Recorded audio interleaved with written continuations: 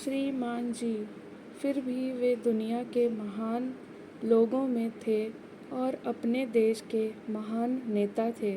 ऐसे ही अनेक नाम और भी हो सकते हैं, किंतु यह खेद की बात होगी अगर विशिष्ट प्रकार की प्रतिभा वाले व्यक्ति केवल इसलिए आगे नहीं बढ़ पाते कि हमारी स्कूली प्रणाली में उनकी प्रतिभा को ना तो मान्यता मिल पाती है और ना प्रोत्साहन।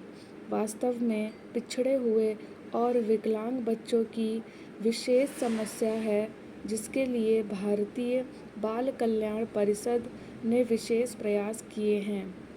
भोजन के बाद सबसे महत्वपूर्ण बात अनुशासन है।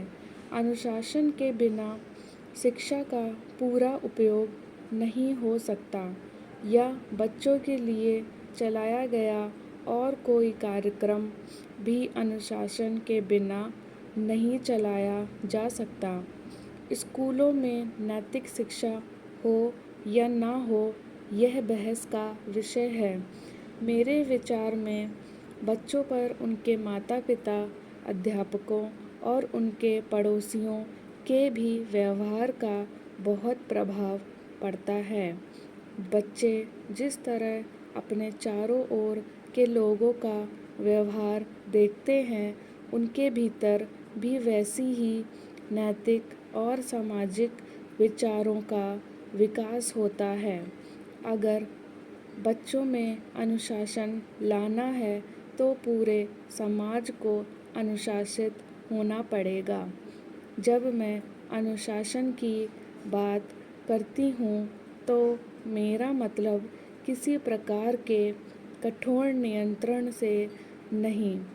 अनुशासन एक ऐसी वस्तु है जो उचित चिंतन से पैदा होती है, जो दबाव डालकर नहीं लाई जा सकती।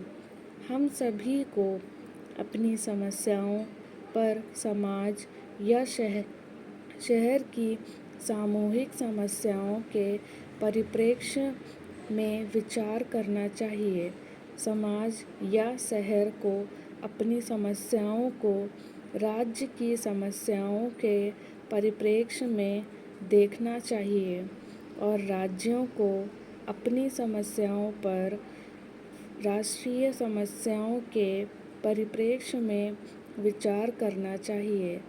जब इस तरह का अनुशासन हम में होगा, या जब बड़े हितों की तरफ देखने की क्षमता होगी, तभी अपनी समस्याओं को सुलझा सकते हैं और भविष्य को सुधारने में भी सहायता कर सकते हैं। एक समस्या जो वास्तव में बड़ों की समस्या है, किंतु जिसका प्रभाव बच्चों पर बहुत पड़ता है, वह है शहरों में गंदी बस्तियों की समस्या। हम इन बच्चों के लिए कुछ नहीं कर रहे हैं, जो गंदी बस्तियों में पलते हैं और प्रारंभ से ही गंदगी और वातावरण की अन्य बातों से प्रभावित होने के कारण जिनका विकास रुक जाता है। मुझे आश्चर्य है कि इतने बच्चे ऐसी परिस्थितियों में भी कैसे जीवित रहते हैं।